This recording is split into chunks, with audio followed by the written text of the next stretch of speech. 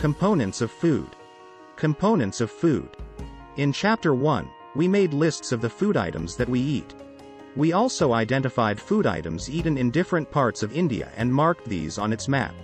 A meal could consist of chapati, dal and brinjal curry. Another may be rice, sambar and a vegetable preparation of lady's finger, bindi. Yet another meal could be appam, fish curry and vegetables. Activity 1. Our meals usually have at least one item made of some kind of grain. Other items could be a dal or a dish of meat and vegetables. It may also include items like curd, buttermilk and pickles. Select food items that are eaten in different parts of the country as you studied in Chapter 1. Add some more types of meals to this list.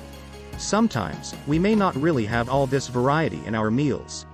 If we are traveling, we may eat whatever is available on the way. It may not be possible for some of us to eat such a variety of items most of the time.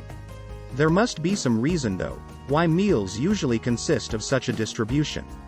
Do you think that our body needs different kinds of food for some special purpose? What do different food items contain? We know that each dish is usually made up of one or more ingredients, which we get from plants or animals. These ingredients contain some components that are needed by our body. These components are called nutrients. The major nutrients in our food are named carbohydrates, proteins, fats, vitamins and minerals. In addition, food contains dietary fibers and water which are also needed by our body. Do all foods contain all these nutrients? With some simple methods we can test whether cooked food or a raw ingredient contains one or more of these nutrients. The tests for presence of carbohydrates, proteins and fats are simpler to do as compared to the tests for other nutrients.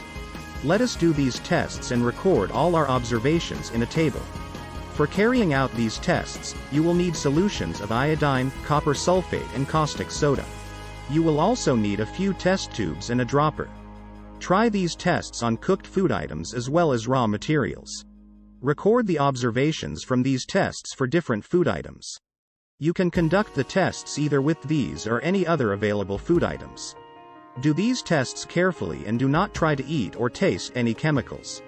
If the required solutions are not available in ready-made form, your teacher can prepare them.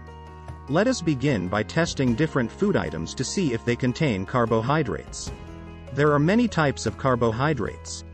The main carbohydrates found in our food are in the form of starch and sugars. We can easily test if a food item contains starch. Activity 2. Test for starch. Take a small quantity of a food item or a raw ingredient. Put 2 to 3 drops of dilute iodine solution on it. Observe if there is any change in the color of the food item. Did it turn blue-black? A blue-black color indicates that it contains starch. Repeat this test with other food items to find out which of these contain starch. Enter all your observations in a table. Test for protein. Take a small quantity of a food item for testing.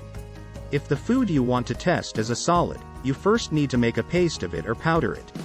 Grind or mash a small quantity of the food item. Put some of this in a clean test tube, add 10 drops of water to it and shake the test tube. Now, using a dropper, add 2 drops of solution of copper sulfate and 10 drops of solution of caustic soda to the test tube. Shake well and let the test tube stand for a few minutes. What do you see? Did the contents of the test tube turn violet? A violet color indicates presence of proteins in the food item. Now, you can repeat this test on other food items. Test for fats. Take a small quantity of a food item. Wrap it in a piece of paper and crush it. Take care that the paper does not tear. Now, straighten the paper and observe it carefully. Does it have an oily patch? Hold the paper against light. Are you able to see the light faintly through this patch? An oily patch on paper shows that the food item contains fat. The food items may sometimes contain a little water. Therefore, after you have rubbed an item on paper, let the paper dry for a while. If there were any water that may have come from food, it would dry up after some time. If no oily patch shows up after this, the food item does not contain any fat. What do these tests show? Are fats, proteins and starch present in all the food items that you tested? Does a food item contain more than one nutrient? Do you find any food item that does not contain any of these nutrients? We tested food items for 3 nutrients: carbohydrates, proteins and fats. There are also other nutrients like vitamins and minerals that are present in different food items. Why do we need all these nutrients? What do various nutrients do for our body? Carbohydrates mainly provide energy to our body. Fats also give us energy. In fact, fats give much more energy as compared to the same amount of carbohydrates. Foods contain fats, and carbohydrates are also called energy-giving foods. Proteins are needed for the growth and repair of our body. Foods' proteins are often called body-building foods. Vitamins help in protecting our body against diseases. Vitamins also help in keeping our eyes, bones, teeth and gums healthy. Vitamins are of different kinds known by different names. Some of these are vitamin A, vitamin C, vitamin D, vitamin E and K. There is also a group of vitamins called vitamin B complex. Our body needs all types of vitamins in small quantities. Vitamin A keeps our skin and eyes healthy. Vitamin C helps body to fight against many diseases. Vitamin D helps our body to use calcium for bones and teeth. Minerals are needed by our body in small amounts. Each one is essential for proper growth of body and to maintain good health. Most food items, usually, have more than one nutrient. However, in a given raw material, one particular nutrient may be present in much larger quantity than in others. For example, rice has more carbohydrates than other nutrients. Thus, we say that rice is a carbohydrate-rich source of food.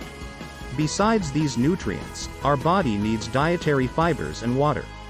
Dietary fibers are also known as roughage. Roughage is mainly provided by plant products in our foods. Whole grains and pulses, potatoes, fresh fruits and vegetables are main sources of roughage. Roughage does not provide any nutrient to our body, but is an essential component of our food and adds to its bulk. This helps our body get rid of undigested food. Water helps our body to absorb nutrients from food. It also helps in throwing out some wastes from body as urine and sweat. Normally, we get most of the water that our body needs from the liquids we drink, such as water, milk and tea. In addition, we add water to most cooked foods. Let's see if there is any other source which provides water to our body. Activity 3. Take a tomato or a fruit like lemon. Cut it into small pieces. Do your hands get wet while doing so? Carefully observe whenever vegetables and fruits are being cut, peeled, grated or mashed at your home. Do you find any fresh vegetables or fruits that do not contain some amount of water? We see that many food materials themselves contain water. To some extent, our body needs are met by this water. Apart from this, we also add water while cooking many food items. Balanced diet. The food we normally eat in a day is our diet. For growth and maintenance of good health, our diet should have all the nutrients that our body needs, in right quantities. Not too much of one and not too little of the other. The diet should also contain a good amount of roughage and water. Such a diet is called a balanced diet. Do you think that people of all ages need the same type of diet? Do you also think that what we need for a balanced diet would depend on the amount of physical work that we do? Prepare a chart of whatever you eat over a period of a week. Check whether all the nutrients mentioned are present in one or the other food items being eaten within a day or so. Pulses, groundnut, soybean, sprouted seeds, mung and Bengal gram. Fermented foods, South Indian foods such as idlis. A combination of flours, misi roti, thepla made from cereals and pulses. Banana, spinach, sattu, jaggery. Available vegetables and other such foods provide many nutrients. Therefore, one can eat a balanced diet without expensive food materials. Eating the right kind of food is not enough. It should also be cooked properly so that its nutrients are not lost. Are you aware that some nutrients get lost in the process of cooking and preparations? If the vegetables and fruits are washed after cutting or peeling them, it may result in the loss of some vitamins. The skins of many vegetables and fruits contain vitamins and minerals. Similarly, repeated washing of rice and pulses may remove some vitamins and minerals present in them. We all know that cooking improves the taste of food and makes it easier to digest. At the same time, Cooking also results in the loss of certain nutrients. Many useful proteins and considerable amounts of minerals are lost if excess water is used during cooking and is then thrown away. Vitamin C gets easily destroyed by heat during cooking. Would it not be sensible to include some fruits and raw vegetables in our diet? Bujo thought that fats would be the best foods to eat, all the time.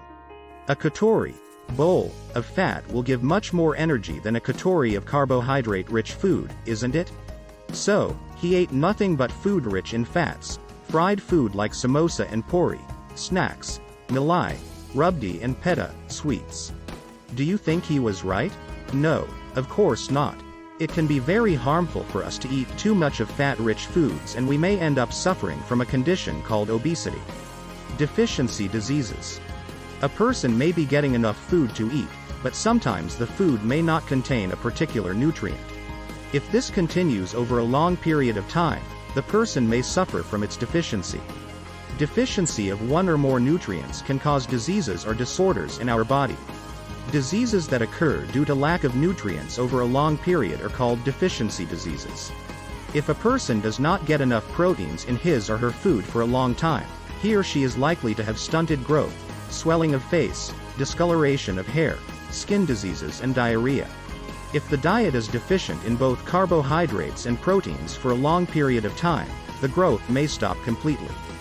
Such a person becomes very lean and thin and so weak that he or she may not even be able to move.